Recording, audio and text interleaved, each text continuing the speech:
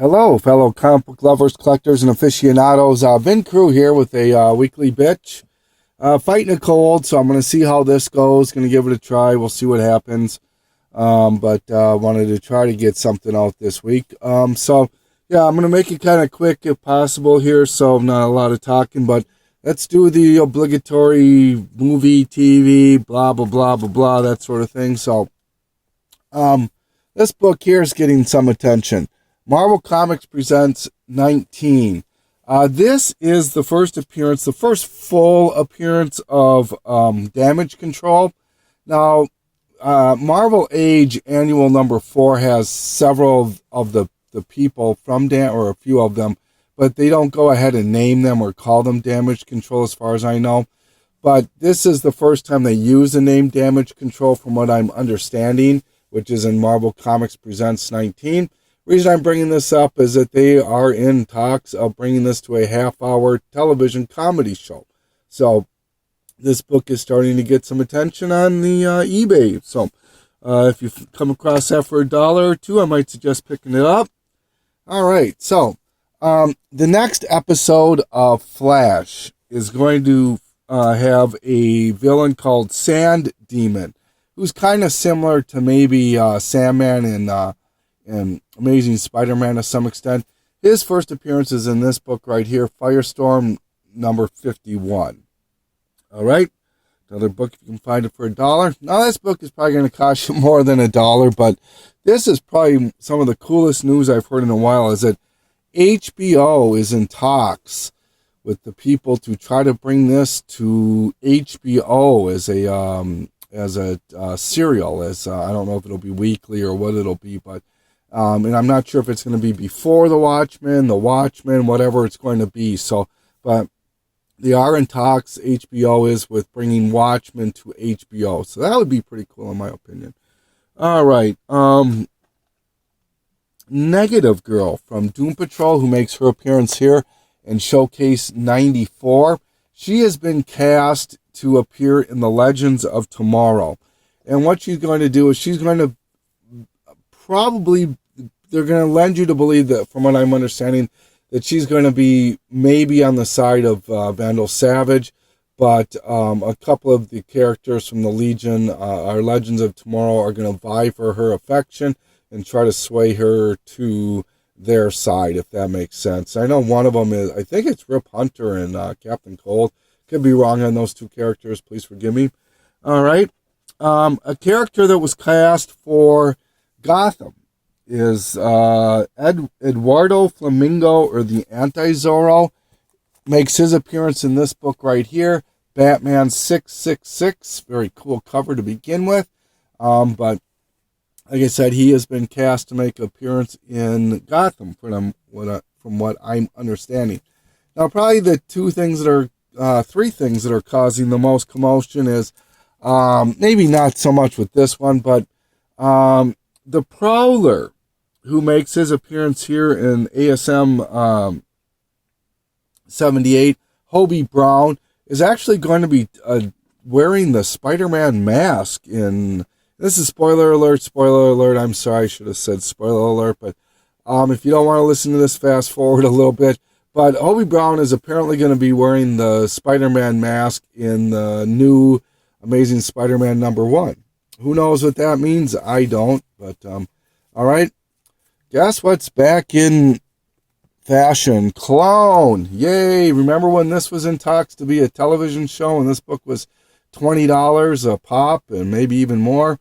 Then it died down to nothing. Well, now it's going to be a movie apparently with Universal. So, of course, this here is getting some attention.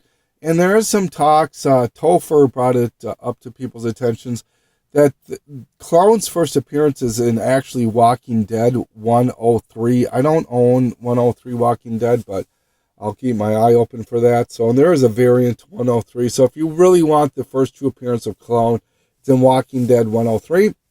And the last bit of information is that apparently Jesse Eisenberg in Batman versus Superman, everyone thought was going to be Lex Luthor. Well, apparently he is not Lex Luthor. He is Luthor's son, Lex's son, Alexander Luthor, who makes his first appearance in this book right here, Crisis on Infinite Earths #1. So Jesse Eisenberg is not playing the character of Lex Luthor. He's playing the character of his son, Alexander Luthor. Hope that makes some sense. So that's basically it for the hot books, movie, TV, blah, blah, blah. So, all right. Moving along, just want to keep going through some of the stuff I picked up in the last couple of months. There's nothing super, super sexy about this batch, but I don't know. I'm happy with it. Got to bring this up first. This was the other book I couldn't find from Jared, the Jay Punished the other week. So this was the Ant-Man. Yeah, it was a Comic-Con box exclusive for Ant-Man #1. Thought that was cool. All right. Bought Doctor Strange, The Oath #1. This is the variant #1. Now, this is going to look familiar to you at the end of next month because the free comic book day, Halloween free comic book day thing for your local comic shop is going to have this copy as one of theirs. Now, apparently they're rebooting this, I think. I'm not sure. I'm not 100% sure on that. But this is actually an early appearance of the modern-day Night Nurse. She was reintroduced in in this storyline right here. So, all right, moving along on my never-ending Legion of Superhero stuff.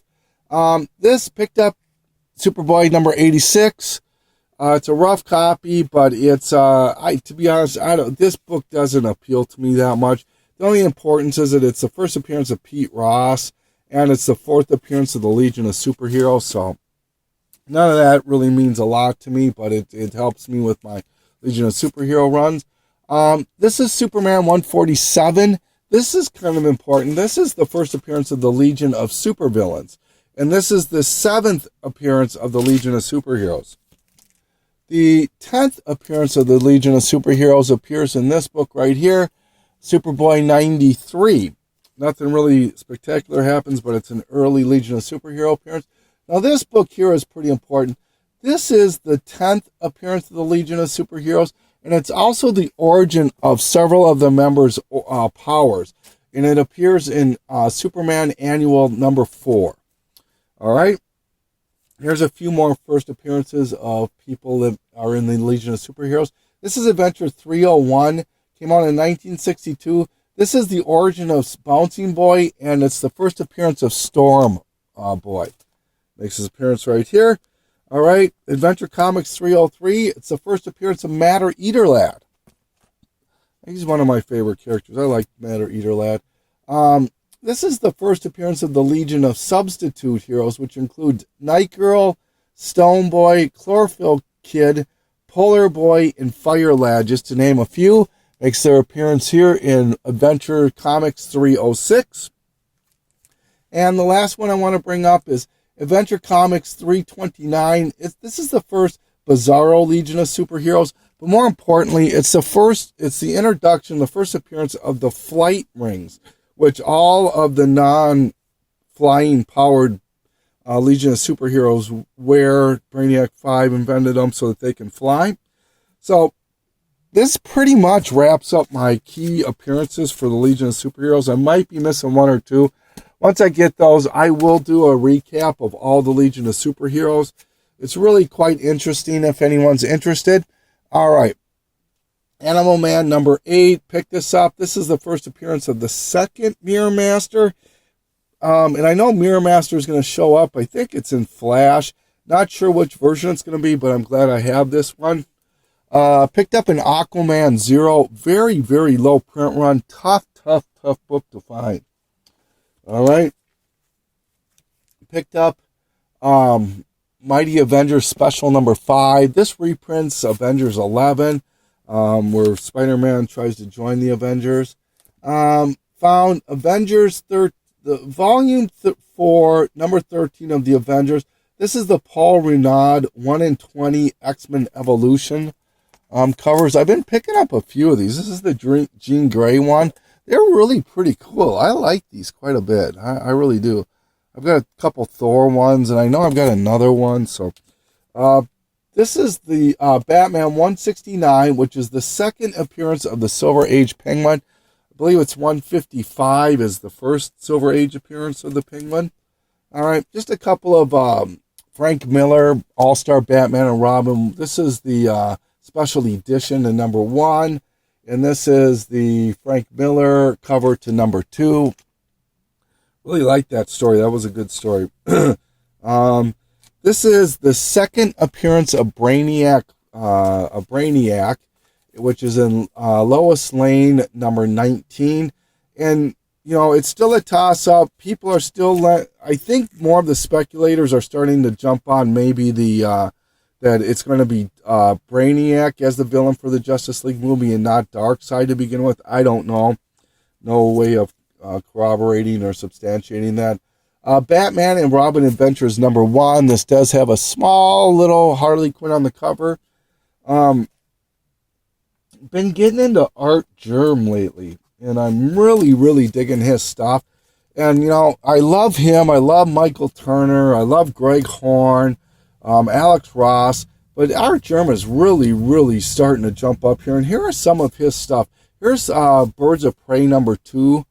Batgirl number 13 with Clayface. This is Birds of Prey number 5. Like I said, all Art Germ covers. Birds of Prey number 7. Look at how he does Batman. Is that not beautiful?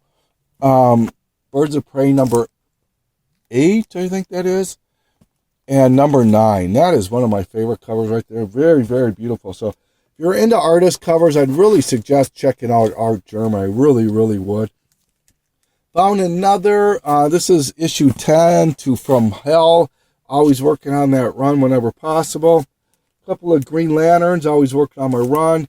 Here's number 60 and number 32. Nothing special about these books, but just fillers to fill it. Picked up Guy Gardner Warrior number 18. This is the money book. It used to be the money book out of the Guy Gardner run. This is the first appearance of the revamped Guy Gardner, the super vamped one. Harley Quinn 8 and 21 out of her first ongoing series. Love those covers. Found a Harrow County number 1. That was all part of that talk with Dark Horse about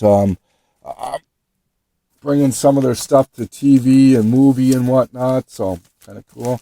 Was missing that one. You know, they were talking about Concrete and a couple other ones. All right, moving along. Ferris number 2. This is actually signed by Adam Hughes right here. I thought that was kind of cool. That is an Adam Hughes cover. A couple of Michael Turner covers. That's Fathom Prelude number 1 and Fathom Beginnings number 1. This one, I know Comic Hoarder Matt showed his. He picked up a 9.6 or something like that. This is first work by Don Rosa on Disney, and this is Uncle Scrooge 219. This is such an undervalued book, and I'm sorry to bring this up, Matt, if you watch this. I know you had an experience with Don Rosa. Maybe you can share that. I'll let you do that. But this book should be on people's lists. It's very undervalued. You know, granted, it's a Walt Disney book. We're very happy to have that. I mentioned how I'm an Alex Ross person. Here's a beautiful cover to U.S. Uncle Sam book number 2. First appearance of Scream. This is Venom number 4. That's a double. Finally picked up a Walking Dead 144 with a major death in there. Early appearance, Wonder Woman 152. A couple of X-Force or X-23 variants. This is X-Force 17 and X-Force 18. Both, this is the 70th anniversary, and that's just the Bloody Hand variant. Everything right now, X-23 is super hot. Early Deadpool appearances in X-Men Millennium magazine. It's just a book of pictures, basically. But if you're a Deadpool completist, you might want to add that to your list. All right. Sorry, this is going to be a short one, guys. So, found a few more Zatannas. These are both doubles. Here's number 4. and number 2. So if anyone's interested in 2 and 4, here's number 3. That one's not a double. Following the new, not the new Suicide Squad, but the Suicide Squad, the first run in the new 52, number 4. Working on completing that run. All right, get these out of the way.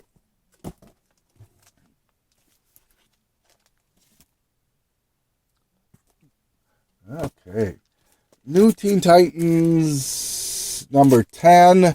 So now all I need is number 23 number 1 to finish that entire series. Speaking of Adam Hughes, this is an Adam Hughes cover, believe it or not. Teen Titans, this is the variant to number 88. This is the Adam Hughes variant. And then this is another Michael Turner book. This is a really thick book. This is Top Cow's Best of Michael Turner, book 1. It's got Tomb Raider, Witchblade, Darkness. Anything Turner did with Top Cow is in there. In the last 2 books I'm going to end off with is pick this one up finally. In this book, this is just my own personal opinion. This book should be garnering a lot more money than it is. It's usually about a $30 to $50 book on eBay. But this is the Salvation Run Joker Bloody Hands variant number 7. I know Mercenot showed this about a month ago. He found his. I was lucky enough to find mine recently. And, this has got Neil Adams, Joker variant, a mini-series with not the biggest print run. I mean, all that spells that this book should garner a lot more attention than it does. My own personal opinion. And the last book I want to bring up is that this is Fantasy Quarterly, the very first appearance. I think it's number 4, is it? Number 1. Fantasy Quarterly, number 1. This is the first appearance of Elf Quest. In this book here is super, super hard to find. Very low print run on this book. Came out in 1972. Very niche collecting area for this, but very, very sought after. If you look on eBay, you'll get them from anywhere from $50 to $200. This is probably a 7.0. There's a couple of scuffs. It doesn't break the paper or anything. This is really cheap paper that they use to print this on. But it does break the color on it, which knocks it down. But the front cover is just gorgeous. I mean, it is gorgeous. And so other than that, but I mean, I am so happy to find this book. Super, super hard to find this book. When I show my buddies, Evan and Matt and Tom, Ryan, Matt knew exactly what this was right away. He couldn't believe how much I paid for the book. He thought I got a good deal on it. So I think it was $30 I paid for it. So, but I can't remember for sure. But please forgive me. I'm cutting this one short. Like I said, I'm really fighting a bad cold here. So, but I did want to get something out this week. So, sorry if this didn't work out too well. But this is Vin Cruz signing off, saying thank you so much for watching. I really, really appreciate it.